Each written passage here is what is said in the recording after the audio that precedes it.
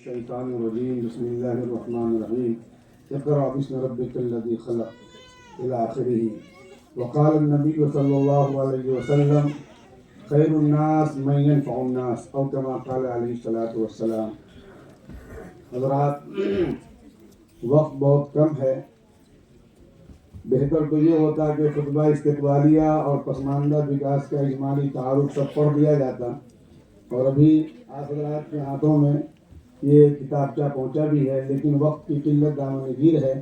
Programme بہت لمبا ہے، اس لیے کہیں کہیں سے تھوڑا موڑا اقتباس پڑھنا چاہتا ہوں.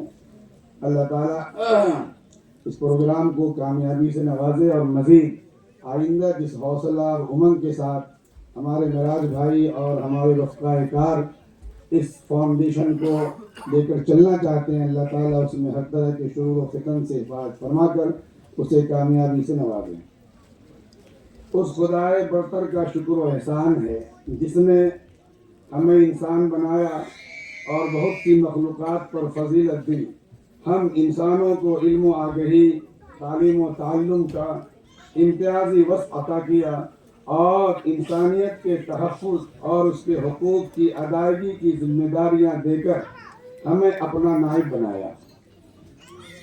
اس پیغمبر اعظم صلی اللہ علیہ وسلم پر لاکھوں درود اور کروڑوں سلام ہو، جس نے اقرا پڑھو کی تعلیم دے کر انسانیت کا مضبوط رشتہ علم سے جوڑ دیا، جس نے انسانوں کو انسانیت، امن و سلامتی، بھائی چارگی کے اسباق سکھائے. لاکھوں دل جس نے جوڑ دیے اور ظلم و بربریت پر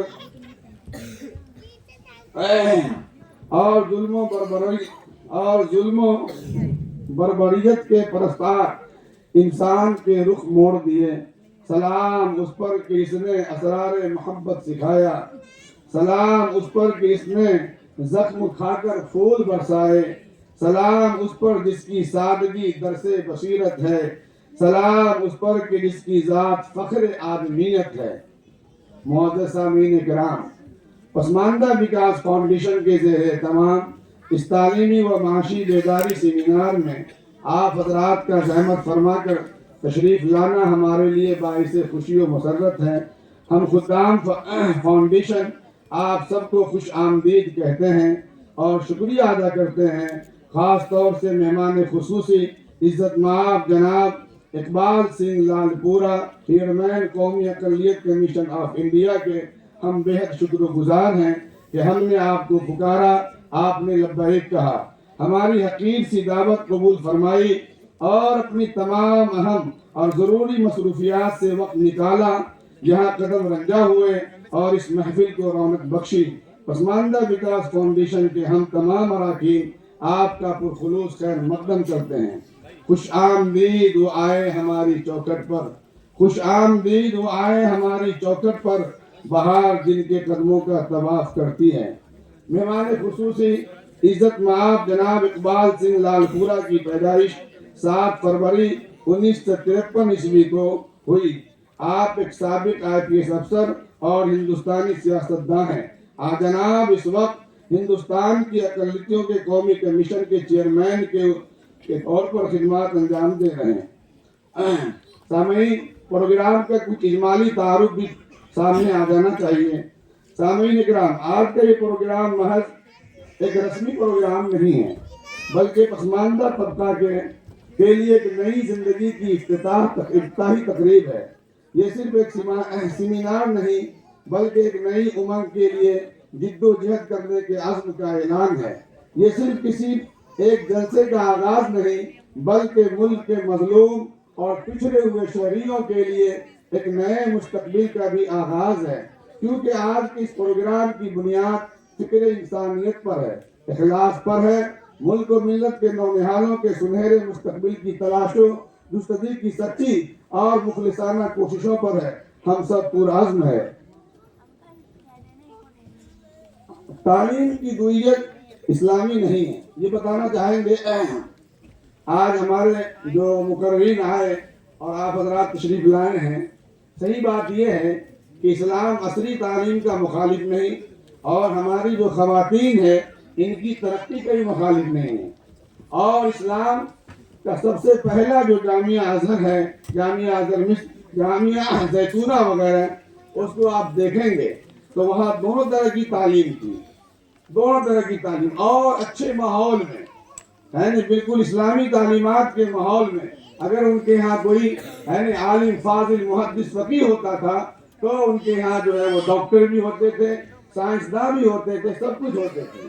ابھی ہمارے مولانا مفتی صاحب نے بتایا کہ صحیح بات یہ ہے کہ یہ انگریزوں کی چال کی وجہ سے ایک تقسیم ہوئی، علوم عصریہ، علوم دینیہ، ورنہ اس تقسیم کے قائل اسلام نہیں ہے۔ اسلام تقسیم کرتا ہے علم کی، ایک ہے علم شرع اور ایک ہے علم خیر، اس کی تقسیم کرتا ہے۔ یہ نہیں کہ علوم عصریہ الگ ہے، علوم دینیہ الگ ہے۔ اسی طریقے سے ایک اور مسئلہ، کیونکہ ہمارے یہاں یہ لکھا ہوا ہے کہ دینی مدارس میں عصری تعلیم کا وجود۔ صحیح بات یہ ہے کہ اگر آپ جس طریقے سے مخلوط تعلیم چاہتے ہیں تو یہ ممکن نہیں اور یہ مفید نہیں ہے۔ اس کے لیے جو بڑے بڑے ادارے ہیں اس میں وسعت پیدا کرنے کی ضرورت ہے۔ ان اداروں میں تمام شعبہ جات ہو، دینی علوم کے بھی شعبہ جات ہو، عصری علوم کے بھی شعبہ جات ہو۔ بنیادی طور پر ایک تعلیم ایسی ہونی چاہیے کہ بنیادی تعلیم حاصل کرنے والا طلبہ وہ عصری علوم سے ہی بہرہ ہو اور دینی علوم سے بھی۔ اس کے بعد چاہے وہ ڈاکٹر بنے، انجینئر بنے، چاہے فقیہ اور محدث مفسر بنے، عالم اور مفتی بنے، وہ الگ ہے، اس کا راستہ ہو جائے۔ لیکن اگر آپ اس سب کو جوڑ دیں گے ایک ساتھ تو یہ ممکن نہیں کہ ایک آدمی عالم بھی ہو، ساتھ ساتھ فاضل بھی ہو اور بڑا ڈاکٹر بھی ہو۔ آپ دنیا میں دیکھیے، ڈاکٹری کے شعبہ میں دیکھ لیجئے کہ ڈاکٹر ہی الگ الگ ہوتے ہیں، ہارٹ کے الگ ہوتے ہیں، اسی طریقے سے جو ہے مطلب دیگر ڈاکٹر الگ ہوتے ہیں، آنکھ کے الگ، کان کے الگ۔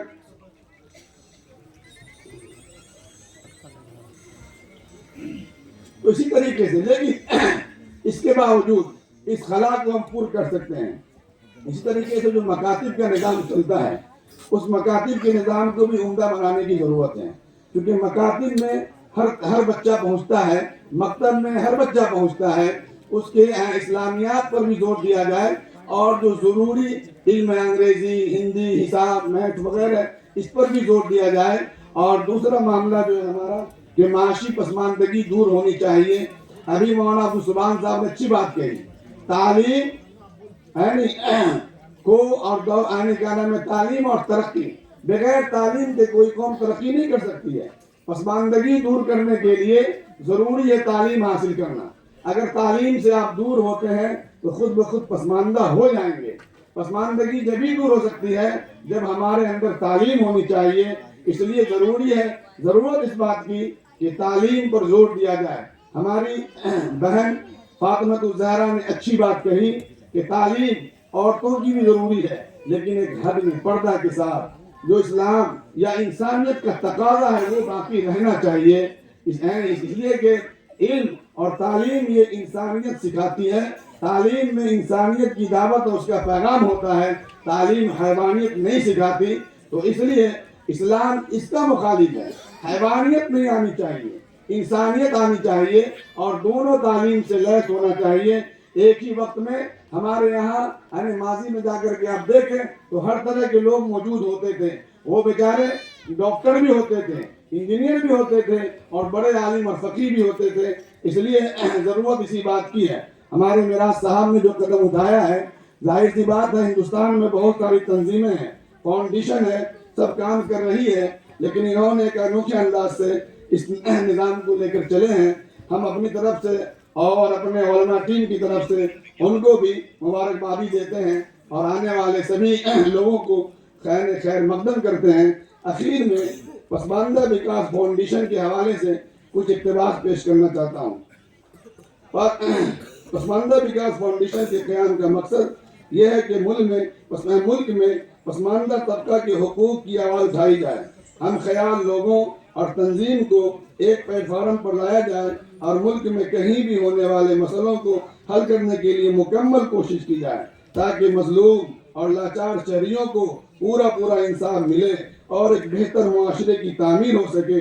یہ فاؤنڈیشن سبھی بھارتیوں کے درمیان برابری اور اتحاد کی اہمیت پر زور دیتا ہے، چاہے ان کی تہذیب، معاشرتی حیثیت مذہب، فرقہ اور برادری کچھ بھی ہو، پسماندہ فاؤنڈیشن آنے والے سالوں میں ملک کو عالمی سطح پر طاقتور بنانے کے لیے پرعزم ہے اور یقین دلاتا ہے کہ سبھی پسماندہ طبقوں کو تعلیمی، معاشرتی، معاشی اور سیاسی طور پر مضبوط بنانے میں اپنی ذمہ داریاں بخوبی نبھائے گا، ملک کی اتحاد و سالمیت کو بنائے رکھنے میں حصہ داری کو پورا کرے گا۔ ہمارا مشن ہے کہ مسلمانوں کے لیے برابری اور خوشحالی کا راستہ ہموار ہو، انتظامیہ کی سطح پر جو دقت ہے اسے دور کیا جائے اور سبھی کو مواقع فراہم کیے جائیں۔ ہمارے مقاصد میں سبھی طبقے کے افراد ممبران کے لیے بنیادی سہولت، سماجی انصاف، معاشی قوت اور تعلیمی بیداری مہیا کرنا بطور خاص شامل ہے۔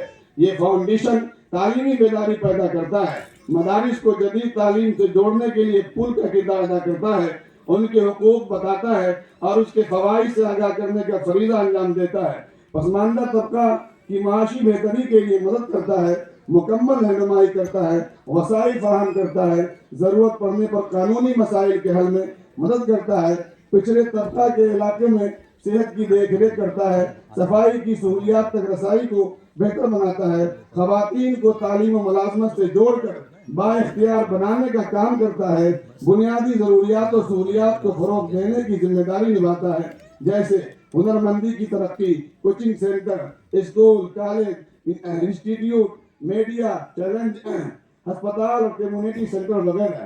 دعا ہے کہ اللہ تبارک و تعالیٰ پسماندہ وکاس فاؤنڈیشن کو دین دگنی رات چوبیس ترقیات عطا فرمائے، بانی، سرپرست اور دیگر اراکین فاؤنڈیشن کے اخلاص اور جہد مسلسل کو شرف قبولیت سے نوازے اور رب کائنات ان تمام کو ان کی محنتوں کا بہترین صلہ عنایت فرمائے، آمین یا رب العالمین۔ اخیر میں ایک بار پھر تمام مہمان کرام، سامعین نظام کا خیر مقدم کرتا ہوں، خاص طور سے مہمان خصوصی جناب اقبال سنگھ لال پورا کی خدمت اقدس میں گلدستہ عقیدت و سلام پیش کرتا ہوں، اس احساس کے ساتھ رخصت ہوتا ہوں کہ جو سوچتا ہوں وہی تم سے کہہ نہیں سکتا، جو سوچتا ہوں وہی تم سے کہہ نہیں سکتا، میرے خیال کی قوت میری زبان میں نہیں ہے، وما علینا البلاغ۔